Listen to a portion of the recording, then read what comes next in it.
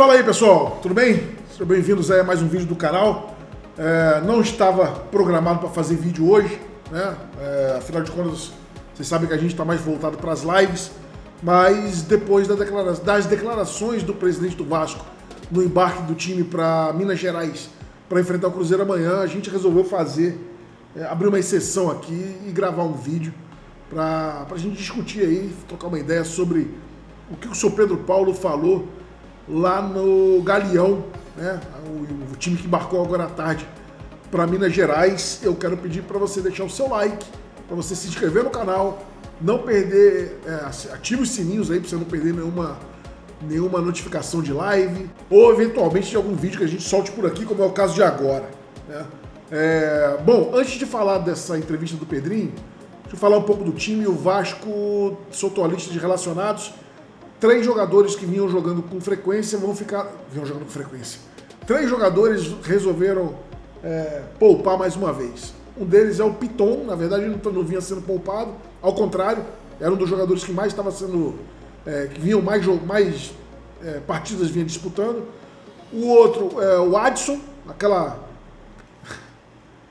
tal de controle de carga, né? Ele vai ser poupado de novo contra o Cruzeiro. Bom, lembrando que pro lugar do Piton vai esse menino aqui, cadê? Esse aqui. Aqui. Aqui. Vai o Avelar pro lugar do Piton. Quem vai jogar no lugar do Piton é o Vitor Luiz. O Avelar tá indo para ficar no banco de reservas. E o outro é o Tietê, que ainda tá com um problema familiar, então também não viajou. Tá legal? Então o Vasco já deve estar já deve estar pelo horário, já deve estar em Belo Horizonte. Estou gravando esse vídeo agora, 9h35 da noite. Já deve estar em Uberlândia ou a caminho de lá para a partida de amanhã. Bom, vamos falar sobre a entrevista do Pedrinho. Eu separei dois pontos aqui. Aliás, falando nisso, Pedrinho, o abençoado por Deus, o escolhido por Deus, como ele mesmo se auto-intitulou. O Pedrinho, ele foi perguntado sobre a janela de contratações que está se aproximando agora do meio do ano e vou deixar ele responder aí, ele falando sobre a responsabilidade que ele tem com o clube, que não vai fazer loucura, que blá blá blá, ppp. E assim, Pedrinho, em relação a essa questão agora, faltando aí 2 meses para a janela, né, existe uma possibilidade do Vasco trabalhar em busca da contratação de um zagueiro. Muito se fala no nome do Fábio Balbuena, né, o que emperra seria o alto salário. O Vasco tem se planejado em relação para atacar o mercado no meio do ano? Então, assim, é bom a gente pontuar algumas coisas, porque com relação aos ajustes de transferência, a gente sempre vai fazer tudo com a responsabilidade financeira.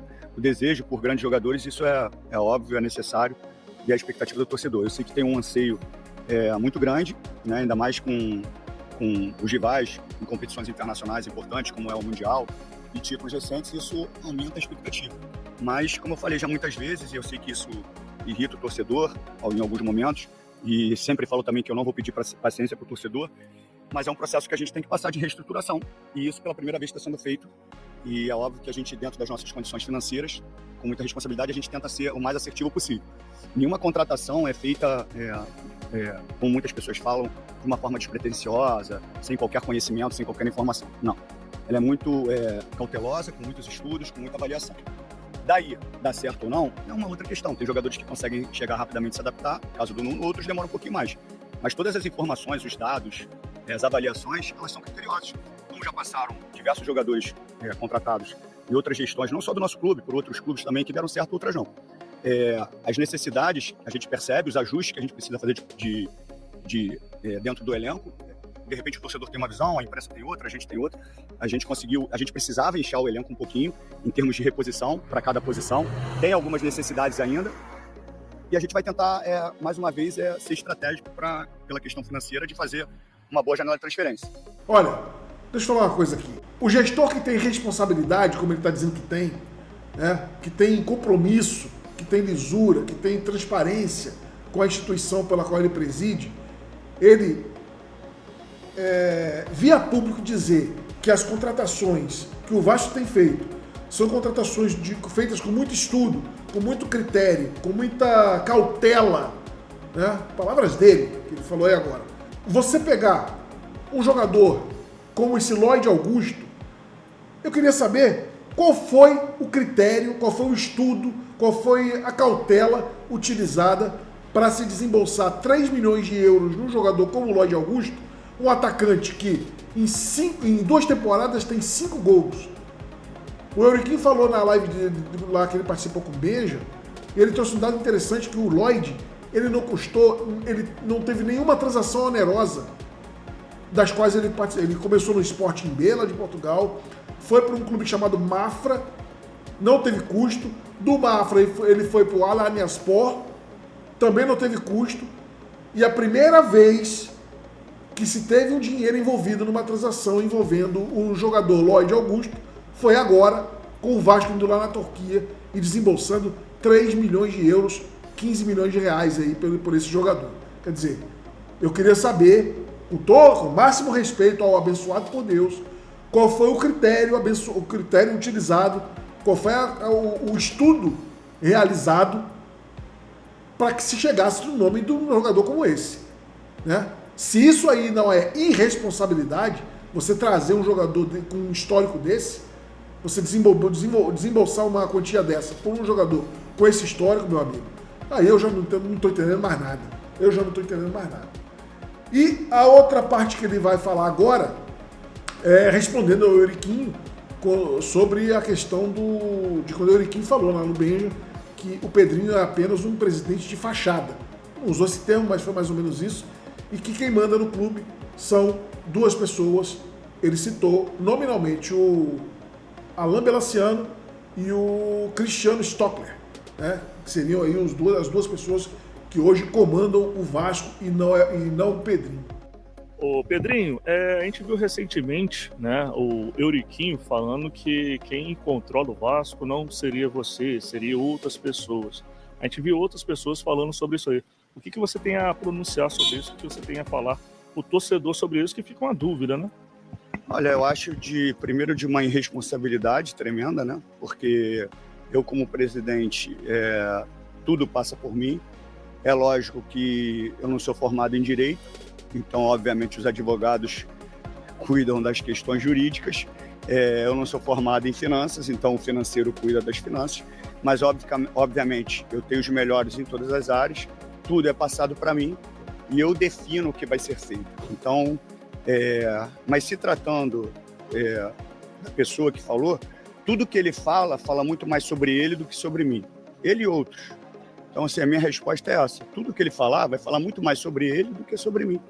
Assim, não tem muito o que falar. Assim.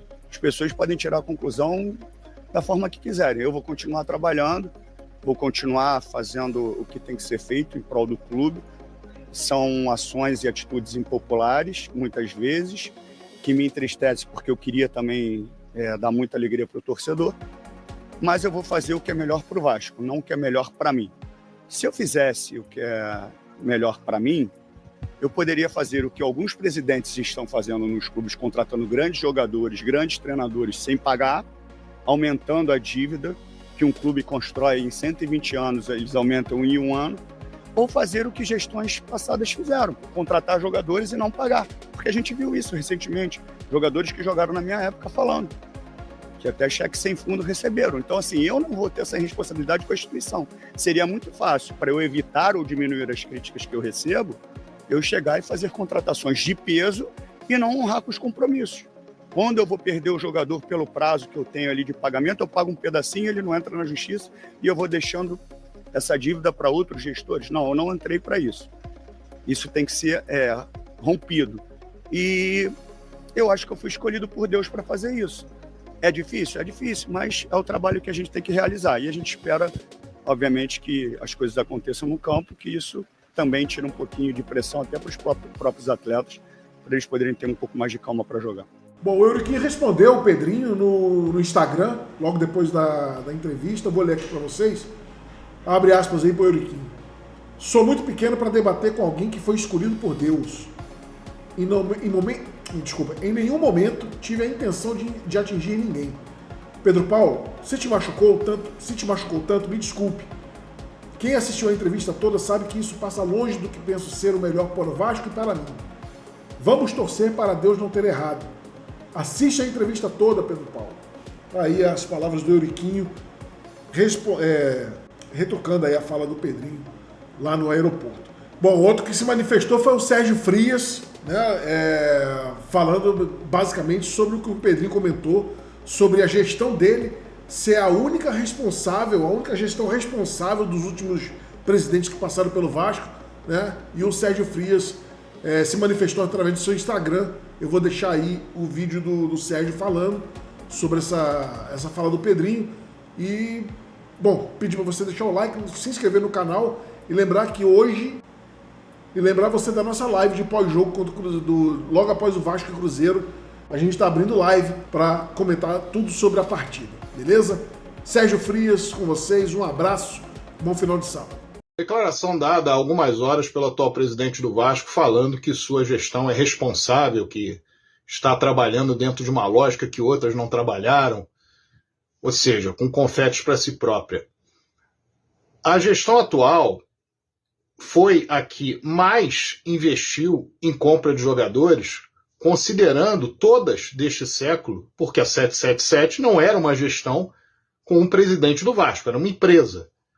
E a lógica da 777, que era de comprar jogadores, não pagá-los, jogar a prazo, etc., que acabou resultando num pagamento que era para ser feito do Léo Pelé em 36 meses, o Vasco, depois que a gestão atual assumiu o controle do futebol, não pagou tudo que era para ser pago, vendeu o atleta por 12 milhões de reais e jogou 8 milhões em concordata. Pelo fato de o Vasco já estar nesta concordata, o Vasco, o Clube de Regatas Vasco da Gama e a Vasco-SAF, ir para o mercado contratar jogadores em janelas, sabendo que o risco operacional de contratar um jogador e você ter prejuízo é sempre muito grande, a não ser que você traga atletas que sejam inquestionáveis e com grande possibilidade de mercado lá fora, evidentemente que isso não se trata de um ato de responsabilidade.